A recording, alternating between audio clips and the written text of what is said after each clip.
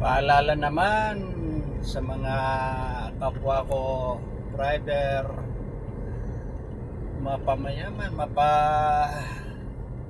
mahirap, anumang estado, na lahat tayo gumagamit ng kalsada. Pero huwag tayo masyadong mainit ang ulo. Huwag ka muna mag-drive. Kasi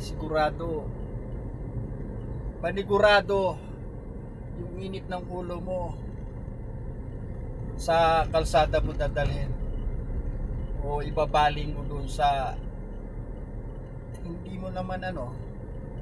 naman sinasadya.